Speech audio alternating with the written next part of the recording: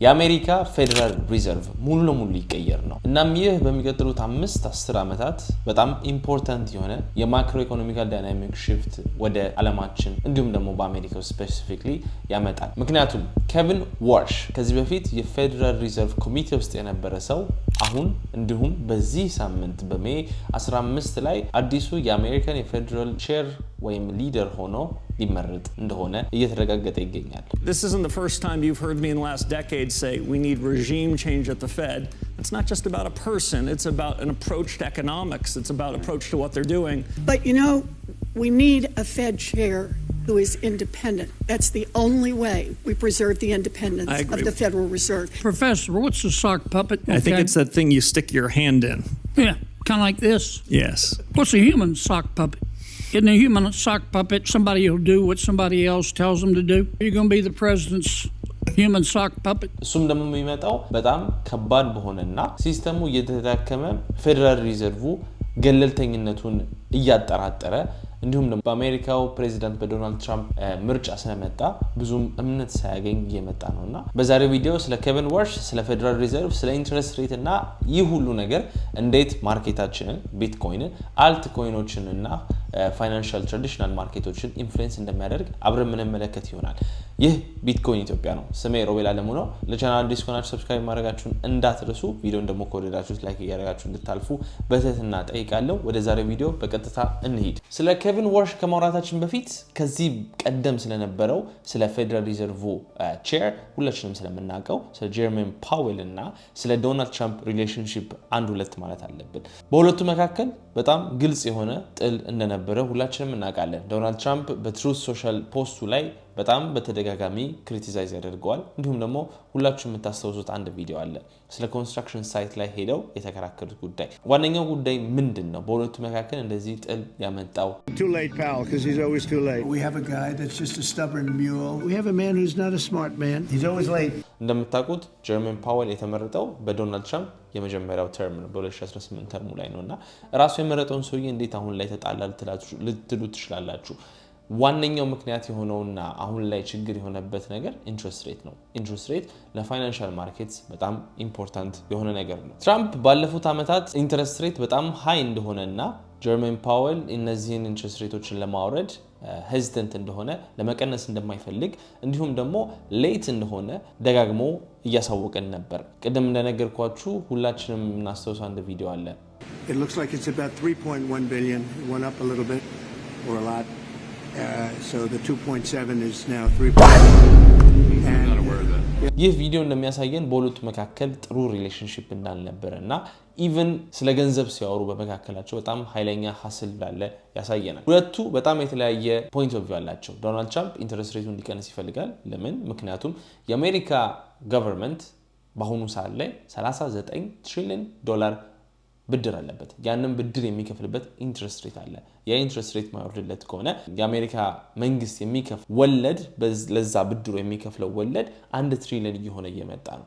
ለ39 ትሪሊዮኑ ብድር የሚከፍለው ወለድ ገንዘብ ወይም ኢንትረስት የምንለው ፊ 1 ትሪሊዮን በአመት እየሆነ እየመጣ ነው። ይህ ነገር በጣም አሳሳቢ ደረጃ ላይ ደርሷል። ዶናልድ ትራምፕ ይህንን ፕሬሸር ሃንድል ማድረግ ስላልቻለ ያንን ፕሬሸር ወደ ሌላ ሰው ትራንስፈር እያደረገ ነው፣ እሱም ወደ ጀርሜን ፓዌል። ጀርሜን ፓዌል ግን ያንን ኢንትረስት ሬት መቀነስ አልፈለገም፣ ወይም ደግሞ ሲቀንስም ሌት ሆኖ ነው የሚቀንሰው። ዋርሽን የፌድ ቼር አድርጎ ዲሳይድ ለማድረግና ለማሳለፍ የነበረው ሂሪንግ ላይ ነገሮች በጣም ኢንተንሲፋይ እየሆኑና ስትሬንጅ እየሆኑ መጡ። እናም በእውነቱ በጣም ትልቅ የሆነ አሳሳቢ ጉዳይ አለ። ምክንያቱም ፌደራል ሪዘርቭ ገለልተኛ መሆን አለበት። ከማንኛውም አይነት የፖለቲካዊና ግለሰባዊ የሆነ ኢንፍሉዌንስ ነፃ መሆን አለበት። አይደለም ዶናልድ ትራምፕ፣ አይደለም የማንኛውም ፖለቲካል መሪ፣ የዓለማችን ሀብታም ሰው የዚህን የፌደራል ሪዘርቭን ዲሲዥን ኢንተርፌር ማድረግና ወደ ግል ጥቅም ማስተላለፍ የለበትም። አሁን እዚህ ጋር ተስማማችሁም አልተስማማችሁም ፌደራል ሪዘርቭ ለመጀመሪያ ጊዜ ከረጅም ዓመታት በኋላ ወደ ፖለቲካል የሆነ ዲቤት ውስጥ እየገባ ወደዛ ፖለቲካዊ ክርክር ራሱን እየጨመረና ገለልተኝነቱን እያጣ እየመሰለ ይገኛል። Anybody that disagrees with me will never be Fed chairman. And he's made clear that you are his sock puppets, saying last week that interest rates will drop, quote, when Kevin gets in. Yeah, I think they do. Not when economic conditions change, we'll get lower rates. Not when the economy needs it. Nope. He said, when my guy, Kevin Warsh, is in there, we'll get the interest rates that I, Donald Trump, wants. Mr. Warsh, did Donald Trump lose the 2020 election? We try to keep politics, if I'm confirmed, out of the Federal I'm just Reserve. asking a factual question. I need to know, I need to measure your independence and your courage. ይህ ሁሉ ነገር ለምን ማተር ያደርጋል? ለምን አስፈላጊነት አለው? ይህ የፌደራል ሪዘርቭ ገለልተኝነቱ ምንድን ጥቅም አለው ልትሉኝ ትችላላችሁ? ይህንንም ጥያቄ በቀላሉ መመለስ እንችላለን። የኢንትረስት ሬት የምንለው ጉዳይ ነው። ይህ ኢንትረስት ሬት መወሰን ያለበት በማንኛውም ግለሰብና ፖለቲካዊ አመለካከት ሳይሆን በማርኬቶች ኮንዲሽን ላይ አመሳክሮ ብቻ ነው። ይህንን ስልን ምን ማለታችን ነው? ፌደራል ሪዘርቭ ሁለት ነገሮችን ማድረግ ይፈልጋል ወይም ደግሞ የዚህ የፌደራል ሪዘርቭ ዋነኛው ዓላማ ሁለት ናቸው። የመጀመሪያው ዓላማ ማክሲመም ኢምፕሎይመንት ሬት የምንለው ነው። ሁሉም ሰው ስራ አግኝቶ እንዲሰራና ስራ የሚፈልጉ ሰዎች ስራቸውን እንዲያገኙና እንዲሰሩ ነው። ሁለተኛው ደግሞ የኢንፍሌሽን ጉዳይ ነው። ኢንፍሌሽን ምንድነው?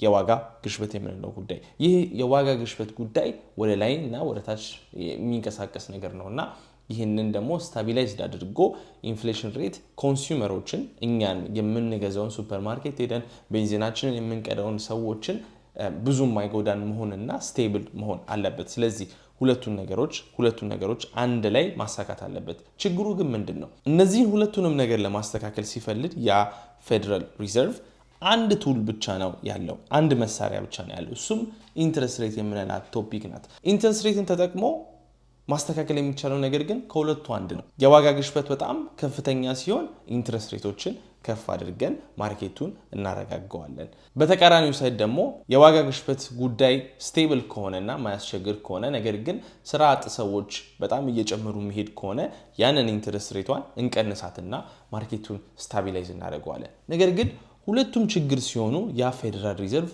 ምን ማድረግ ይችላል? ምንም። እጁን ታስሮ ያለ ምንም ሶሉሽን ይቀራል ማለት ነው። ከሁለቱ አንዱን መምረጥ አለበት። ሁለቱም ለምሳሌ የዋጋ ግሽበት እየጨመረ ከሄደና የስራ አጥ ቁጥሮች በዛው ልክ እየጨመረ የሚሄድ ከሆነ ከሁለቱ አንዱን መምረጥ አለበት። በእናንተ አመለካከት የትኛው የሚመርጥ ይመስላችኋል? የስራ አጥ ቁጥር ሲጨምር የሚጎዳው ስራ አጡን ብቻ ነው። ይህንን አስተውሱ። የዋጋ ግሽበት ግን ሲጨምር ሁሉንም ፖፑሌሽን ሁሉንም ማህበረሰብ ነው የሚጎዳው። ስለዚህ ማስተካከል የሚችለውና ሊሞክርም የሚፈልገው የዚህን የዋጋ ግሽበት ማስተካከል ነው። አሁን ምን አይነት የማክሮ ኢኮኖሚካል ሲቹዌሽን ላይ ነን ያለ ነው? ወደ አሁኑ ሰዓት ላይ እንመለስ። ይህንን ቪዲዮ ስንቀርጽ የሜይ ወር ላይ እንገኛለን። የኤፕሪል ኢንፍሌሽን ዴታዎች ከጥቂት ቀናት በፊት ወጥተዋል። እነዚህ ኢንፍሌሽን ዴታዎች ጥሩ ነገርን አያሳዩንም። በአሜሪካ ሀገር ውስጥ ከአመት ወደ አመት የኢንፍሌሽን ሬት 3.8 ላይ ደርሷል። ይህንን የኢንፍሌሽን ቁጥር 3.8ን ያየንበት የመጨረሻው ጊዜ በሜይ 2023 ላይ ነበረ። በሚድል ኢስት ላይ በአሁኑ ሰዓት ላይ ያለው ጦርነት የዘይትን የክሩድ ኦይል የምንለውን አቅርቦት ሙሉ ለሙሉ እንዳናጋው ለእናንተ አላስረዳችሁ። እንዲሁም ደግሞ አዲስ ዴታ አግኝተናል። እሱም የፕሮዲውሰር ፕራይስ ኢንዴክስ የምንለው ነው። ይህ ደግሞ ሜዥር የሚያደርግልን ይሁኑ የዋጋ ግሽበት ነገር ግን በአምራቹ በኩል ያለውን ሳይድ ያሳየናል። ይህ ዴታ 6.8 ከአመት ወደ አመት ቼንጅ እያሳየ ነው። በጣም ከተጠበቀው በላይ ሆኖ ይገኛል። የነዚህ ሁሉ ዴታዎች የሚያሳዩን ይህ ኢንፍሌሽን ሬት እየጨመረ እንደሆነ ነው። ስለዚህ ፌደራል ሪዘርቭ ኬቪን ዋርሽ አሁን ላይ ምን ሊያደርግ የሚችላል ወደሚለው ጥያቄ እንመለስ። ፓራዶክስ ወደሚሆነው ነገር እንመጣለን። ይህ ፓራዶክስ ምንድነው? ዶናልድ ትራምፕ ኬቪን ዋርሽን የመረጠበት ዋነኛው ምክንያት ኢንትረስት ሬትን እንዲቀንስለት ነው። But he certainly wants to cut rates. I've been watching him for a long time. He's very smart, very good, strong, young. ነገር ግን በአሁኑ ኢኮኖሚካል ኮንዲሽኖች ላይ ኢንትረስት ሬትን መቀነስ እንደ እብደት ተቆጥሮ የሚታይ ነገር ነው። ኢንፍሌሽን ሬት እየጨመረ ነው። አንኤምፕሎይመንት ሬት ደግሞ በአሁኑ ሰዓት ላይ 4.4 ወይም 4.6 አካባቢ በዛ ሬንጅ ውስጥ ላለፉት 3-6 ወራት ውስጥ ቆይተን እንገኛለን። ከዚህ በፊት በሰራውላችሁ ቪዲዮ ላይ ሌት ቢዝነስ ሳይክል ኢንቫይሮንመንት ላይ ነን ብያችሁ አውርቻችሁ ነበር። ይህ ሌት ቢዝነስ ሳይክል ከሚታወቅበት ባህሪዎች መካከል አንደኛው ይህ የኢንፍሌሽን ሬት ወደ ላይ መሄድ እንዲሁም ደግሞ የአንኤምፕሎይመንት ሬት አንድ ላይ ኩል አብሮ መሄዳቸው ነው። ይህ አንኤምፕሎይመንት ሬት ስቲል እንደዚህ ከፍተኛ የሚባል ሌቭል ላይ አልደረሰም። ነገር ግን ቁጥሮቹ ቀስ በቀስ ወደ ላይ እየሄዱ እንደሆነ ያሳየናል። ስለዚህ ኬቪን ዋርሽ ምንም ፈለገ ምን ዶናልድ ትራምፕን ማስደሰት ፈለገ አለማስደሰት ፈለገ ይህንን ኢንትረስት ሬቶችን መንካትና ወደታች ማድረግ አይችልም። ወደታች ማድረግ ማይችል ከሆነና ማርኬቶቹ በአሁኑ ሰዓት ላይ ፕራይስ ኢን ያደረጉት ምንም አይነት ኢንትረስት ሬት ቼንጅ ለ2026 እንደማይኖር እንዲሁም ደግሞ ለ2027 ድረስ እንደማይኖር ፕራይስን አድርገውታል። ይህ ነገር ሊቀየር ይችላል። የሚድል ኢስት ሲቹዌሽኑ የሚስተካከል ከሆነና ዓለማችን ወደ ነበረው ወደ ቀደመው ሰላማዊ መንገድ የሚመለስ ከሆነ ይህ ነገር እውነትም ሊስተካከል ይችላል። ነገር ግን ስትሬት ኦፍ ሆርሙዝ ቢከፈትና ራሱ ነገሮች ወደ ነበሩበት እስከሚመለሱ ድረስ ብዙ ወራት ይፈጃል። ይህ ደግሞ የስትሬት ኦፍ ሆርሙዝ መዘጋት ክሩድ ኦይልን ስፓይክ እንዲያደርግ አድርጎታል። ክሩድ ኦይል ስፓይክ ማድረግ ይህ ሌት ቢዝነስ ሳይክል ላይ ከምናያቸው ነገሮች አንደኛው እንደሆነ በላስት ቪዲዮ ላይ አስረድቻችኋለሁ። ቪዲዮን ካላያችሁት እንድታዩት እጋብዛችኋለሁ። ቻናሌ ላይ ይህንን ቪዲዮ ሄዳችሁ መመልከት ትችላላችሁ። እሱ ቪዲዮ ላይ ብዙ ነገር ታገኛላችሁ ለምን እንደማወራ ካልገባችሁ። ነገር ግን ወደ ኬቪን ዋርሽ ስንመለስ በጣም ከባድ ፖዚሽን ላይ ይገኛል። የሚመጣበትም ሲቹዌሽን ጥሩ አይደለም። ምክንያቱም እኔ ኤክስፔክት እንደማደርገው በአሁኑ የዶናልድ ትራምፕ ማንዴት አሜሪካ ሪሴሽን ውስጥ ትገባለች። ኬቪን ዋርሽ ይህንን ነገር እንዴት ሃንድል ያደርገዋል አብረን የምንመለከት ይሆናል። ይህ ሁሉ ነገር ማርኬታችን ላይና ስለ ቢትኮይን ስለ አልትኮይናችን ምን ያገባዋል ልትሉኝ ትችላላችሁ። አሪፍ ጥያቄ ነው። ምክንያቱም ይህ ሁሉ ቪዲዮ የምንሰራው ምን አይነት ነገር እንጠብቅ ወደሚለው ስንሄድ ነው። ከዚህ በፊት የማርኬት አፕዴት ቪዲዮዎቻችን ላይ አንድ ነገር ሜንሽን አድርጌላችሁ ነበር። አዲስ ፌድ ቼር መምጣቱ ለቢትኮይን እና ለአልትኮይን ማርኬቶች ቤሪሽ የሆነ መጥፎ የሆነ ነገር ነው ብያችሁ ነበር። አንዳንዶቻችሁ ኮመንት ላይ እንዴት ቤሪሽ የሆነ አውትካም ነው ሊሆን ይችላል ብላችሁ ጠይቃችሁ ነበር። በቢትኮይን 16 ዓመት ታሪክ ፌድ ቼሮች ሲቀየሩ ምን ተፈጠረ? እስቲ አብረን እንመልከት ዴታዎቹ። ይህ አሁን የምትመለከቱት 2014 ላይ ነበረ። ጃኔት የለን በፌብሩዋሪ 2014 ላይ ስትመረጥ ይህች ሴትዮ ቃለ መሐላውን አድርጋ የፌደራል ሪዘርቭ ቼር ስትሆን ቢትኮይን በሚቀጥሉት ወራት ላይ ወደ 60% ድሮፕ አደረገ። አሁን ደግሞ ወደ 2018 ላይ የጀረሚ ፓወል የመጀመሪያው ተርም በፌብሩዋሪ ወር ላይ ቃለ መሐላውን አድርጎ ወደ ፌደራል ሪዘርቭ ከገባ በኋላ ቢትኮይን ኦልሬዲ ቦተሙን አግኝቶ ፌብሩዋሪ ላይ ወደ 96% ራሊ ያደረገ። ከዛ በኋላ ግን ስቲል ድሮፑን አድርጎ ቀጥሎ ቤር ማርኬት ሎዎቹን ፌብሩዋሪ ላይ ያገኘ። እዚህ ታይም ፍሬም ላይ ብዙ ነገሮች አልተቀየሩም።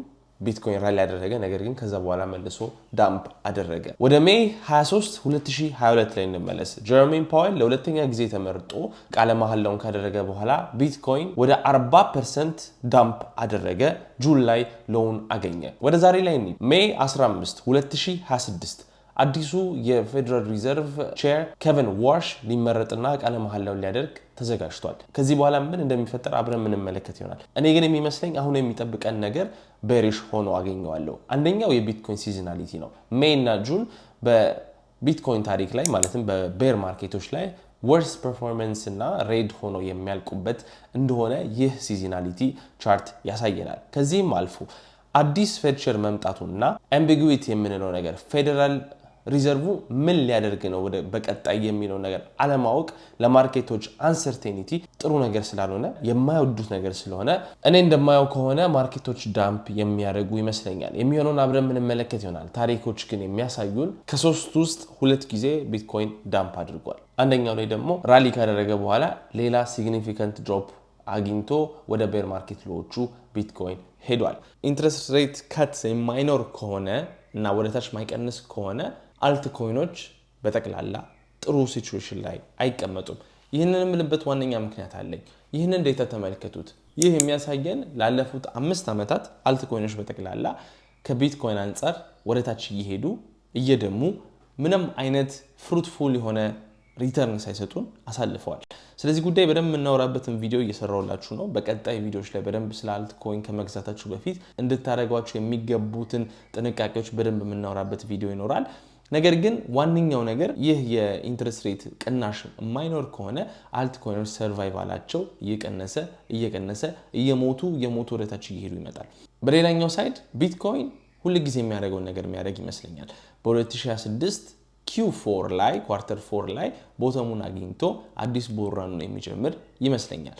ነገር ግን ይህ ቡልራን የሚጀምረውና የሚቀጥለውን በቢትኮይን ብቻ ነውና እንዲሁም ደግሞ በጣም ሴሌክትድ በሆኑ አሴቶች እንደ ክሪፕቶቨርስ ብትጠይቁኝ ቢትኮይን እና ከሱ አንፃር አሪፍ ማርኬት ካፕ ያላቸው ኢቴሪየም ልትሉ ትችላላችሁ XRP ሜቢ ስለሆነ እንደዚህ አይነት ኮይኖች ናቸው እንጂ ሌሎቹ ኮይኖች ፐርፎርም የሚያደርጉ አይመስለኝም ምክንያቱም እነዚህ አልት ኮይኖች ፐርፎርም የሚያደርጉት በዚህ ኢንትረስት ሬት ሃይ በማይሆንበት ሰዓትና ወደ ዜሮ በመጣበት ሰዓት ነው ወደ ዜሮ መጣ ማለት ያ ኢንትረስት ሬት excess liquidity in the market አለ ማለት ነው ቀላል ሉስ የሆነ ያልታሰረ ሞኔታሪ ፖሊሲ አለ ባለማችን ላይ ማለት ነው ይህ እስከሚመጣ ድረስ አልት ኮይኖች ላይ ኢንቨስት ማድረግ ትክክል ነው ብዬ አላምንም ምክንያቱም እኔ ባንድ ኮንሰፕት አምናለሁ እሱም ኦፖርቹኒቲ ኮስት ተብሎ ይጠራል ይህ ኦፖርቹኒቲ ኮስት ገንዘባችንን የት ብናስቀምጥ ሌላ ነገር እናጣበታለን ሪተርናችንን እናጣበታለን የሚባል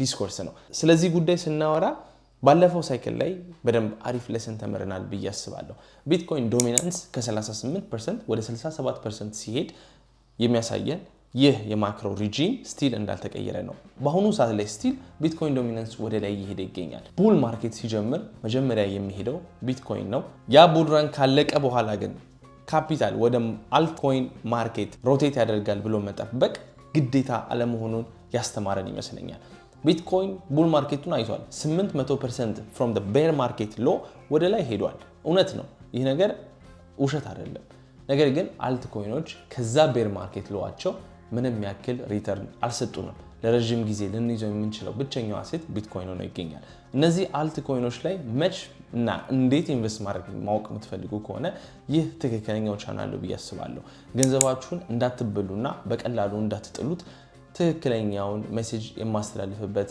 መንገድ ስለሆነ በሚቀጥሉት ቪዲዮዎች ላይ አልት ኮይኖች ላይ ኢንቨስት ከማድረጋችሁ በፊት ማወቅ ያለባችሁና ምን አይነት ማክሮ ኢንቫይሮንመንት እንደሚያስፈልገን በደንብ ዲስከስ እናደርግ ይሆናል ቪዲዮዎችንን እንደዚህ ብለን እንጨርስ ኬቨን ወርሽ አዲስ ፌድ ቼር ሊሆንና ሊመረጥ ነው አፕሩቫሉን ካሳለፉለትና የሚሄድ ከሆነ በ15 ኦፍ ሜይ ኬቨን ወርሽ አዲሱ ፌድ ቼር ሆኖ ቃለ መሐላ የሚያደርግ ይሆናል ምን እንደሚያደርግ አብረን ምንመለከት ይሆናል ነገር ግን ኢንትረስት ሬቶች በአሁኑ ኢኮኖሚካል ኮንዲሽን ይቀንሳል ብሎ መጠበቅ እንደ ዘበት የማየው ነገር ሆኖ ይገኛል በሚቀጥሉት ቪዲዮዎች እንገናኝ ይህ ቢትኮይን ኢትዮጵያ ነው ስሜ ሮቤል አለሙ ነው የተሻለ ገንዘብ ሲኖረን የተሻለ ሰዎች እንሆናለን